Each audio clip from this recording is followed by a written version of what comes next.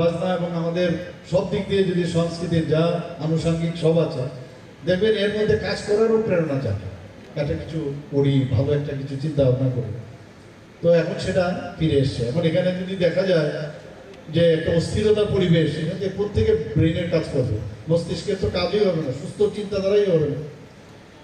এবং প্রধানমন্ত্রী আপনি দেখুন যে আমাদের যখন উনি আহ্বান করলেন যে আমাদের যোগা করতে হবে, সমস্ত যখন উনি আহ্বান করলেন সমস্ত দেশের নেতাদের কাছে, তখন প্রথমে একটু কিন্তু পরন্তু করেছিল, কিন্তু আজকে প্রায় অলমোস্ট অনেক দেশের মধ্যে আজকে যোগা হচ্ছে। যোগার মাধ্যমে আমরা কি করি, নিজেকে চিনি, আমাদের নিজেদের আমি কে, আমার মধ্যে কি কি পটেনশিয়াল আছে, সেটা কিন্তু যোগার মাধ্যমে।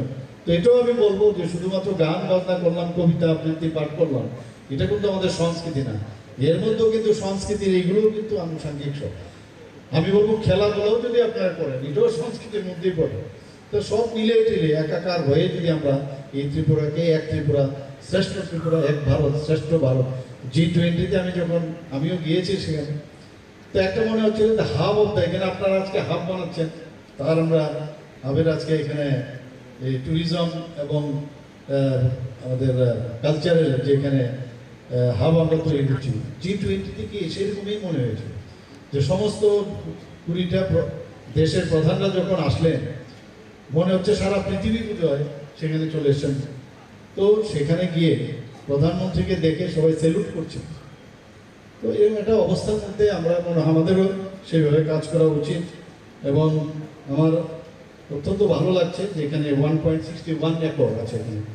তো এখানে যে ট্যুরিজম কালচার প্রমোশনাল হাব তো হবেই, সাথে ওপেন থিয়েটার হবে। মানে দেখিয়েছিল একটা ছোট একটা যে ভিডিও আমরা দেখলাম, এখানে অডিটোরিয়াম হবে, ডিসপ্লে গ্যালারি হবে, এবং আইকনদের স্ট্যাচু হবে, ফাউন্টেন হবে, এবং প্রবেশদ্বার পার্কিং যে আন্ডারগ্রাউন্ড হবে সেটা বেসমেন্টের, সেটাও ব্যবস্থা রেখেছে। তো আমার মনে হয় এটা নিড অফ দ্য আওয়ার, এটা প্রয়োজন ছিল। খালি গতানুগতিকভাবে এখানে যারাই চাকরি করছেন, চাকরির পরে আমরা চলে গেলাম, তো নেক্সট জেনারেশনের জন্য কিছু দিয়ে যাই, আমরাও কিছু রেখে যাই। আপনারাও বলতে পারবেন যে না, আমরা যখন এখানে ছিলাম এটা এরকম ছিল। এখন তো যারা তখন ওইরকম চাকরি করবে তখন বলবেন যে তোমরা তো এখন খুব সুখে আছো, ভালো আছো, আমরা যেভাবে কাটিয়েছি। তো ওদেরকেও আপনাদের